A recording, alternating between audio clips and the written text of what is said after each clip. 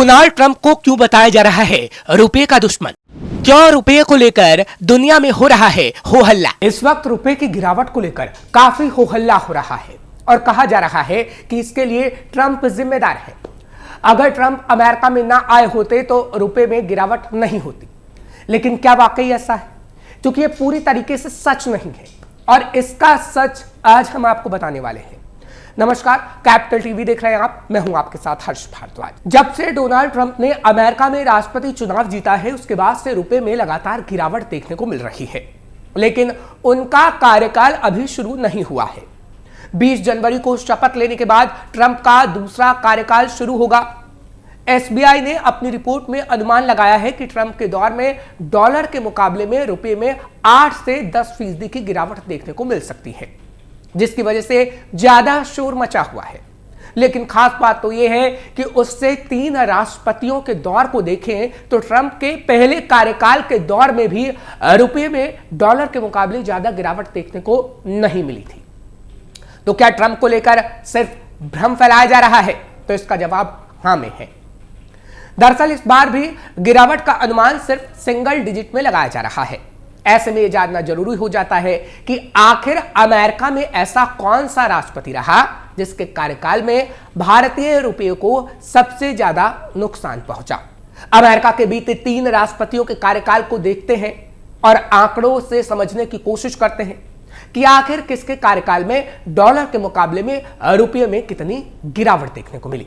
Joe Biden की सरकार में 14.5% गिरा रुपया। जो बाइडेन का कार्यकाल 20 जनवरी को डोनाल्ड ट्रंप के शपथ के साथ खत्म हो जाएगा।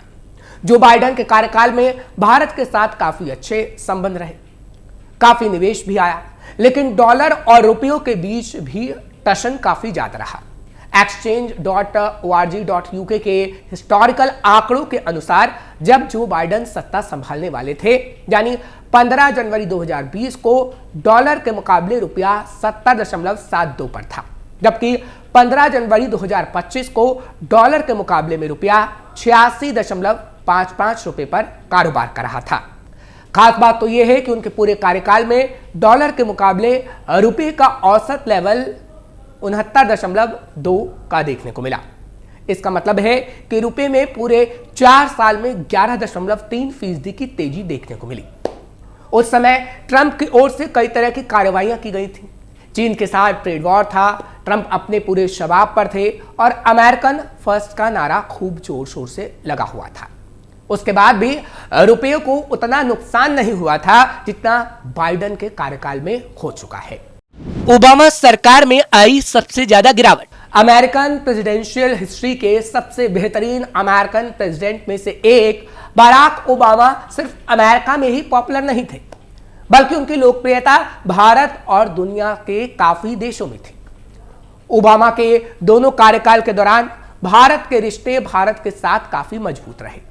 उस दौरान अमेरिका की जीडीपी भी काफी मजबूत देखने को मिल रही थी, जिसकी वजह से उस दौरान डॉलर की डिमांड में काफी इजाफा हुआ और दुनिया की तमाम करेंसी के मुकाबले डॉलर में काफी अच्छी मजबूती देखने को मिली।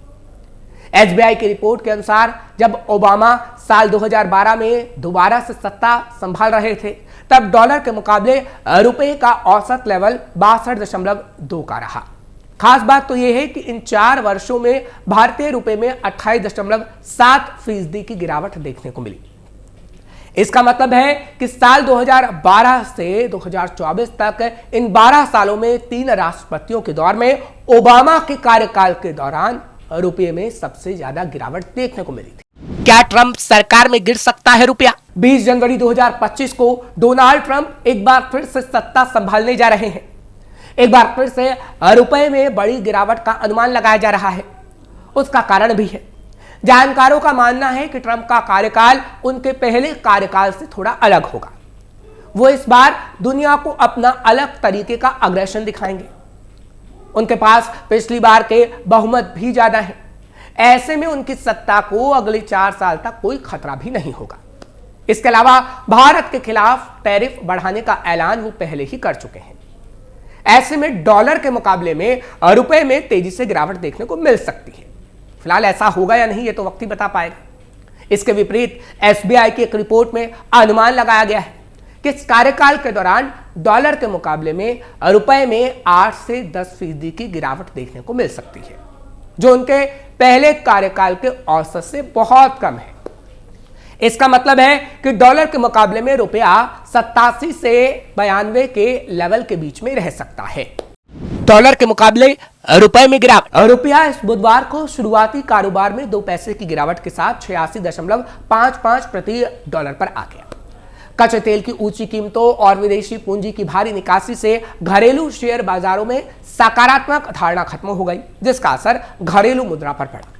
विदेशी मुद्रा कारोबारियों ने बताया कि हालांकि कमजोर होती अमेरिकी मुद्रा ने निचले स्तर पर स्थानीय मुद्रा को समर्थन दिया।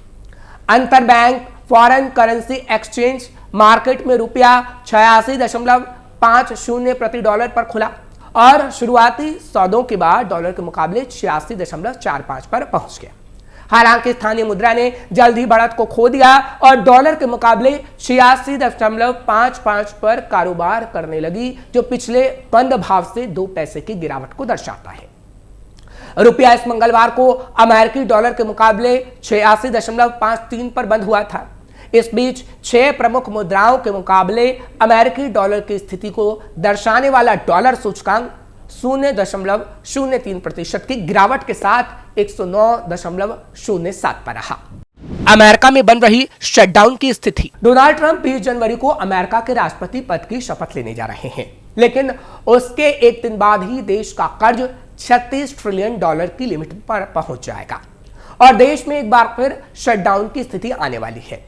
वित्त मंत्री जेनेट येलन ने खुद इसकी जानकारी दी है। उनका कहना है कि देश का कर्ज 36 ट्रिलियन डॉलर पहुंच जाएगा और ट्रेजरी डिपार्टमेंट को सरकारी बिलों के भुगतान के लिए असाधारण उपाय शुरू कर देने होंगे। येलन ने शुक्रवार को कांग्रेस के लीडर्स को लिखी एक चिट्ठी में ये बातें कही हैं। येलन ने कहा है कि असाधारण उपाय 14 मार्च तक जारी रहेंगे, लेकिन इस दौरान अमेरिका पर पहली बार डिफॉल्टर होने का बड़ा खतरा मंडरा रहा है, जिससे पूरी दुनिया की इकोनॉमी में भूचाल आ सकता है। अमेरिकी संसद के दोनों सदनों में पिछले महीने अस्थायी फंडिंग बिल पारित किया था, जिससे आखिरी वक्त में गवर्नमेंट शटडाउन टल गया था।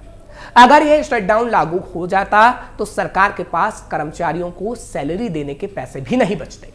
इस अस्थायी खर्च की मियाद 14 मार्च तक है। संसद ने 1 अक्टूबर से शुरू हुआ फिस्कल ईयर 2025 के लिए अब तक गवर्नमेंट फंडिंग बिल पारित नहीं किया है।